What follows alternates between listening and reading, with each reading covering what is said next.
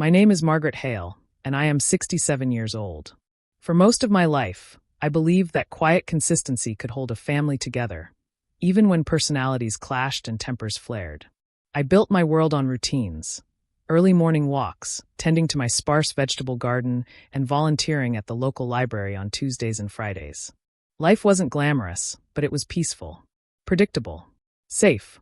That peace was a fragile thing, held together by history and habit rather than true harmony.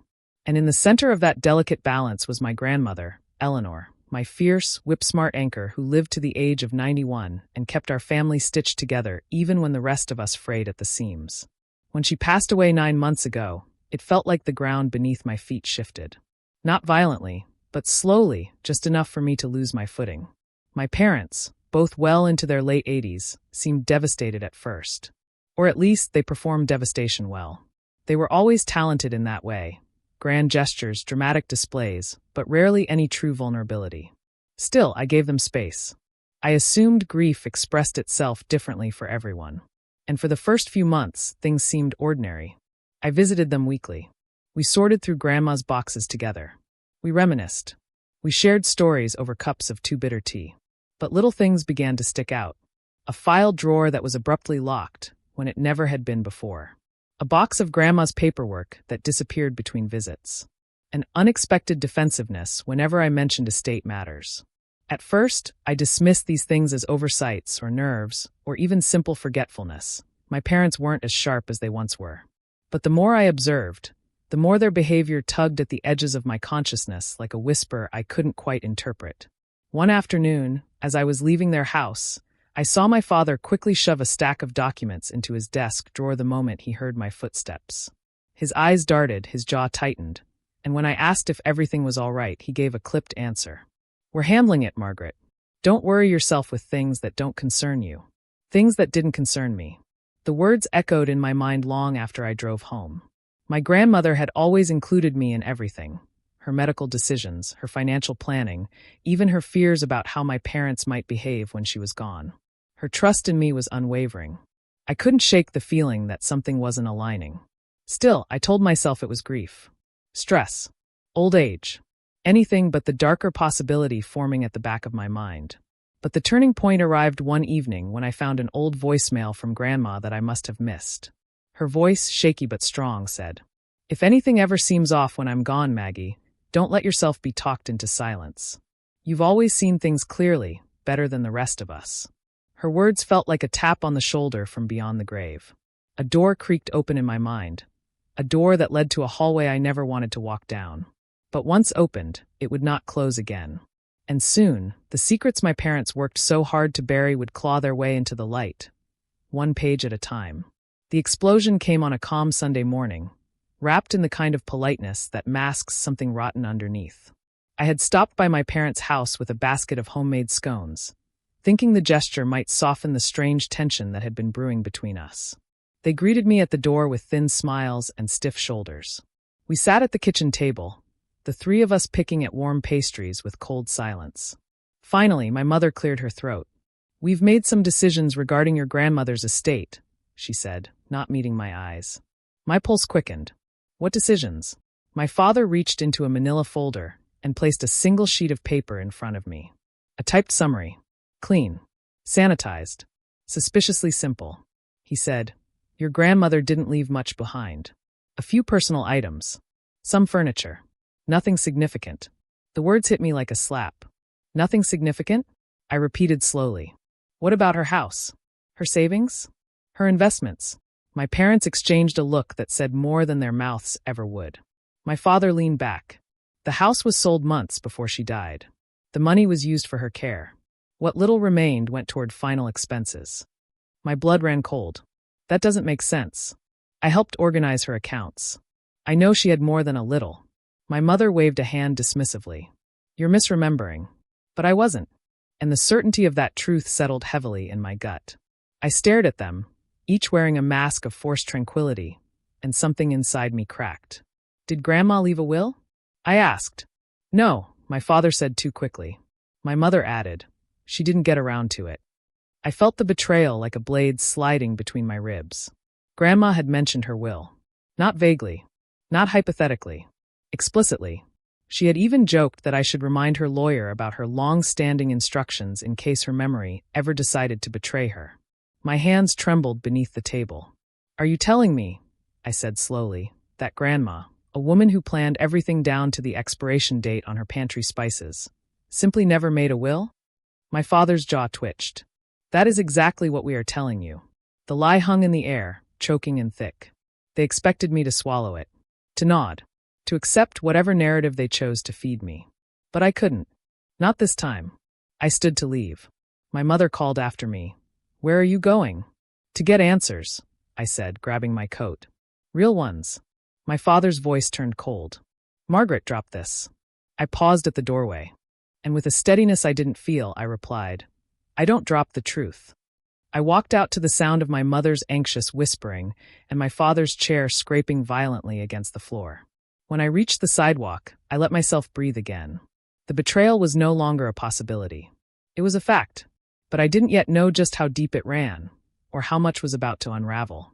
I spent that evening wrapped in memories, some warm, some jagged, all of them echoing through my mind like faint ripples on deep water.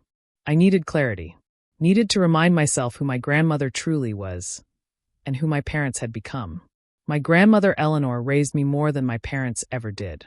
I was their only child, but their ambitions always seemed to eclipse their responsibilities. My father, a proud man with a rigid sense of superiority, believed that hard work equated to worth. Yet ironically, he worked mostly at avoiding accountability. My mother, elegant and quietly intense, cared deeply about appearances, often at the expense of authenticity. They weren't cruel, exactly, but they were protective of their image, territorial about their authority, and dismissive of anything that threatened their control. Especially me. I was the sensitive one, the curious one, the one who asked too many questions and noticed too many inconsistencies. My parents preferred order, silence, and obedience. Grandma, meanwhile, loved my curiosity. She said it made me a survivor. "If you ever feel the world doesn't make sense," she once told me, "pay attention. The truth always whispers first." Growing up, whenever conflicts arose with my parents, Grandma was my sanctuary. A sharp-tongued, affectionate woman, she would sit with me in her living room, knitting needles clacking, eyes warm, and tell me stories about our family's past.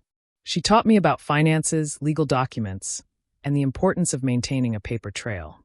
She even made me promise to keep copies of everything that mattered. When I turned 30, she called me into her study. She placed a sealed envelope in my hands. "This is not for now," she said. "It's for someday." I had kept that envelope tucked into a box of keepsakes for decades. Later that night, after leaving my parents' house, I found myself opening boxes from the attic, looking for the envelope Grandma had given me so long ago. When I found it, the weight of it felt heavier than I remembered. Inside was a letter, written in her steady cursive, explaining that she had created a will, that her lawyer held the official copy, and that I was to contact him directly if anything ever seemed mishandled or misrepresented. She wrote that word intentionally, mishandled, as though she anticipated exactly what had happened. My hands shook as I read her final line. "If someone tries to hide your inheritance, Maggie, follow the money. And follow your instincts." My instincts were already blazing like a warning siren. Suddenly, my parents' motives became painfully clear. They were drowning in debt. I had known bits and pieces. Late mortgage payments, rising medical expenses, my father's risky investments. But seeing it now, reframed beneath the possibility of their betrayal, made things sharper, darker. Grandma's estate might have been their lifeline. And I was the obstacle. I sat there for a long time, the letter trembling in my hands, the weight of decades settling around me. It wasn't just greed. It was desperation. And people do dangerous things when desperation meets opportunity. But Grandma knew them. She knew what they were capable of. She had left breadcrumbs for me. Enough for me to find the truth if I ever needed to. And now I needed to. But at this point, I still had no idea just how far my parents had gone, or how close I was to the proof. The next morning, I drove to my grandmother's old lawyer, a meticulous, soft-spoken man named Howard Briggs. His office hadn't changed since the last time I'd visited with Grandma. Dark wood, glass cases filled with leather-bound books, and a faint scent of bergamot tea. He seemed surprised to see me. "Margaret," he said, motioning me into his office. "It's been some time. What brings you in?" I handed him the letter Grandma had written. He read it twice, leaning back in his chair with a thoughtful frown. "I'm afraid this confirms my concerns," he said. My stomach dropped. "Concerns?" He nodded gravely. "Your grandmother updated her will 3 years ago. She named you as the sole inheritor of her estate, including her home, her savings, and the annuities she had built over decades." He sighed. "I attempted to contact your parents several times after her passing, but my calls were never returned." My breath caught. "Did they know about this?" "I sent certified mail," he replied. "Signed by your father." The world tilted. I whispered he knew. "He did," Mr. Briggs confirmed. "But he never contacted me again. I assumed the two of you were working through the estate privately." I rubbed my hands together, trying to process. What am I supposed to do? He opened a drawer and pulled out a thick envelope. Fortunately, Eleanor anticipated complications. She asked me to prepare multiple copies of her will, one of which she instructed me to keep sealed unless you approached me directly. He slid the envelope across the desk. "This is your copy." For a long moment, I couldn't touch it. My parents' voices echoed in my mind, telling me the house was sold, that Grandma had nothing left, that there was no will at all. Lies. All of it. Mr. Briggs watched me with patient eyes. "I believe it's time you saw the truth." With steadying breath, I opened the envelope and unfolded the documents. There it was. My grandmother's signature. Her handwriting. Explicit instructions detailing her assets. Assets that were far greater than my parents claimed, and the clear designation. All of it left to me. Not them. Me. I felt heat rush up my spine, anger mixing with grief in a volatile swirl. How could they? How could the people who raised me so casually try to erase my grandmother's final wishes?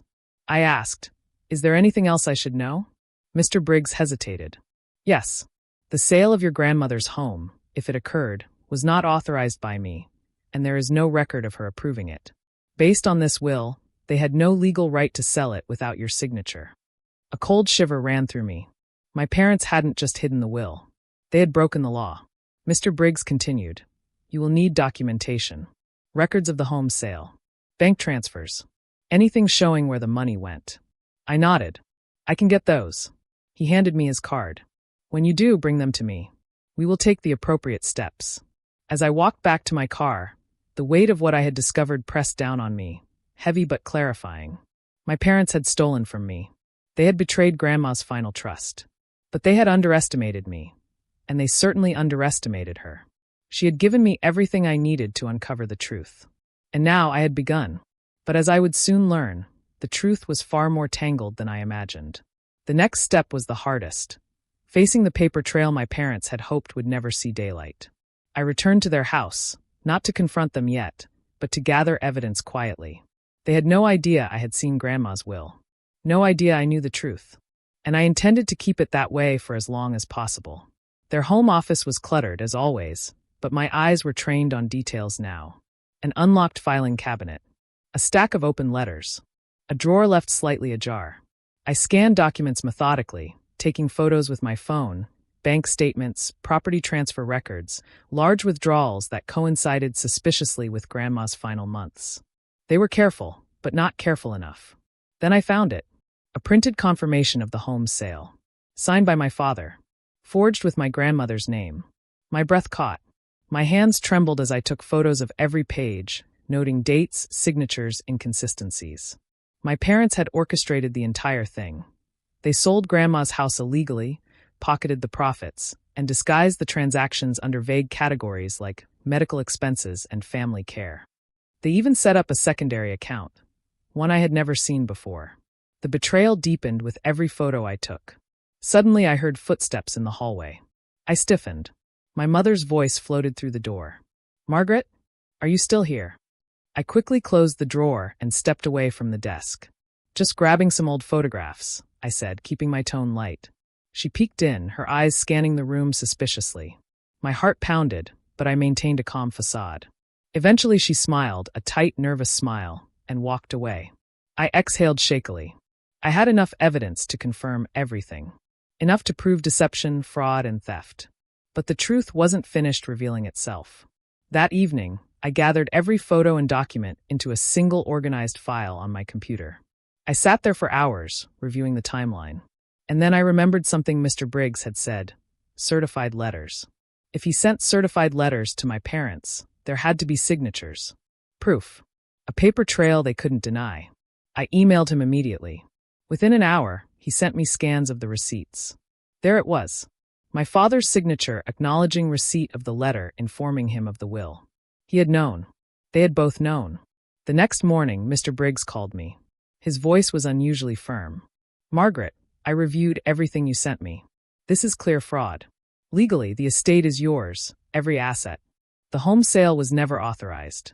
You have full grounds to challenge their actions." My throat tightened. "I don't want to destroy them." "I know," he said gently, "but you deserve the truth. And your grandmother's wishes must be honored." I hung up the phone and sat quietly for a long time. That night, I replayed memories of my grandmother, her laughter, her unwavering integrity, her fierce love. She believed in me. She trusted me. And she expected me to stand up for what was right. Not with anger. With truth. I didn't want revenge. Not the vengeful kind, anyway. I wanted clarity. Justice. Accountability. And the time for secrecy had ended. I would confront them. Not with emotion. With evidence.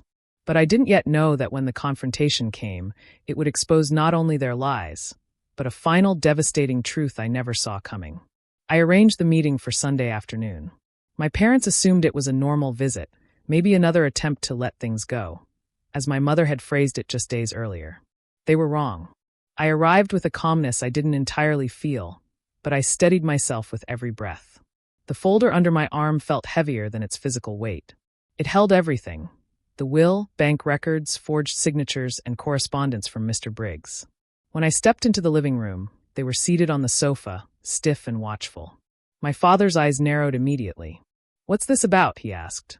I set the folder on the coffee table and took a seat across from them. "We need to talk about Grandma," I said evenly. My mother shifted uncomfortably. My father's jaw clenched. I opened the folder and slid the first document forward: the certified mail receipt signed by my father. He blanched. "What is that?" my mother whispered. "The signature you used to acknowledge receiving notice of Grandma's will," I said quietly. My father's voice came out cold and sharp. "Where did you get that?" "From her lawyer." Silence rippled through the room. I pulled out the next document, the will itself. My mother covered her mouth. My father stared at it with a look of disbelief mixed with fear. This isn't," he stammered. "It is," I said. "This is Grandma's official will. She left everything to me. Not to you." My mother's eyes filled. We didn't think. You didn't think I would find out," I finished. My father's voice rose. "We were her caregivers. We paid her bills. We handled everything. You weren't here." "I was here," I replied softly. "Not for show. Not for recognition. I was here because I loved her." He stood abruptly. "You don't understand what we went through." "I understand enough," I said. "Including the illegal sale of her house." My mother gasped. My father's face drained of color. I placed the forged sale documents on the table. Their eyes darted across the pages, panic blooming like wildfire. Finally, my mother broke. Tears spilled down her cheeks. "We were desperate, Margaret," she whispered. "Your father made some bad investments. We were drowning. And Eleanor, she was always closer to you. We thought she would have wanted us to survive." "She did," I said, voice trembling. "But not like this." My father sank back onto the sofa, defeated.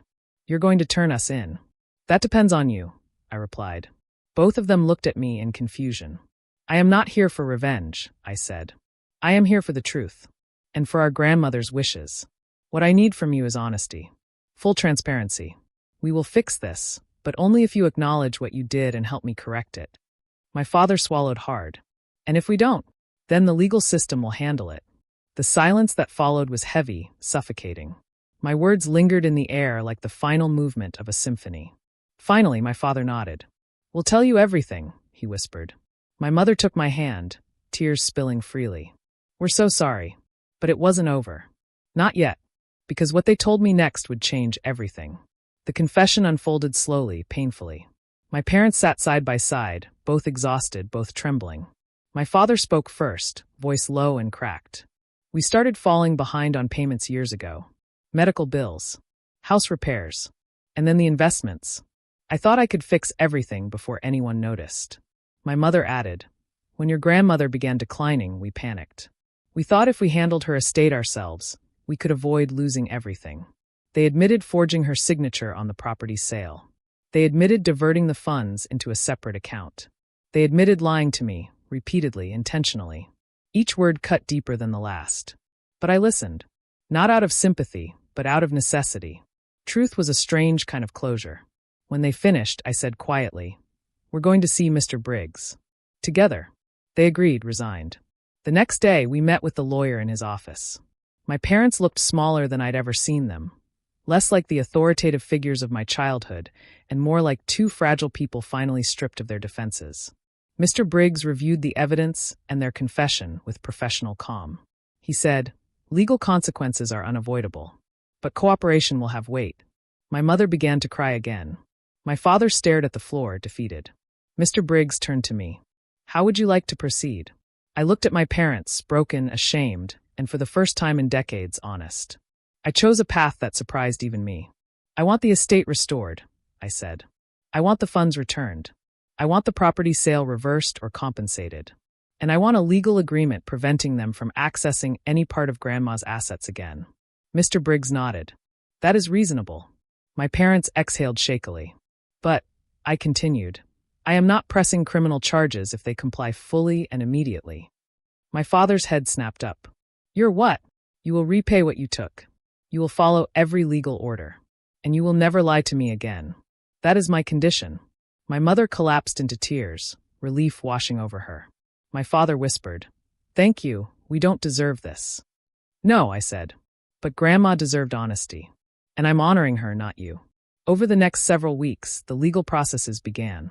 The fraudulent sale was investigated. Restitution plans were drafted. My parents drained their accounts, sold belongings, and began downsizing to repay what they stole. The consequences were real, but they were consequences they chose to face rather than run from. And for the first time, I saw something in them I had never seen before. Humility, regret, and strangely a desire to make things right. The truth had finally broken through. But the emotional aftermath, the part no document could solve, was still ahead of me. In the months that followed, life shifted into a quieter rhythm. The estate was restored. The legal documents were corrected. The financial restitution plan was put into place. My parents did everything required of them, not out of obligation but genuine remorse. And in the uneasy silence of the aftermath, I finally allowed myself to feel everything. Anger, sadness, relief, grief for the relationship I thought I'd had, grief for the grandmother I lost, and a strange, unexpected tenderness for the two deeply flawed people who had raised me. I visited their smaller home one afternoon, long after the legal dust had settled. My father was sitting in his armchair, thin and tired. My mother was knitting, a habit she hadn't touched in years. When I walked in, they both looked up, not with fear, but with something gentler. Respect. My mother said, "We're proud of you, Margaret." My father nodded slowly. "Your grandmother always said you were the one who would do the right thing, even when it was hard." I swallowed a swell of emotion. That night, as I returned to my quiet home, I sat on the porch and watched the sun sink behind the trees. It washed the world in gold, the way Grandma always loved. I thought about all she had done to protect me, even after she was gone. I whispered into the quiet air, "Thank you." This journey had been painful, but it taught me something I will carry for the rest of my life. Truth is not always loud. Sometimes it comes as a whisper. Sometimes it comes quietly, tucked inside a sealed envelope. Sometimes it comes years after the lie. But it comes. And when it does, it demands courage. Not to punish, not to destroy, but to set things right. Before I went inside, I turned toward the fading light and spoke the words I knew Grandma would want. May we all have the strength to face the truth, and the grace to rise after it. If this story resonated with you, I'd love to hear your thoughts. What would you have done in my place? What does justice look like to you? Your voice, your interpretation, your reflection, it matters.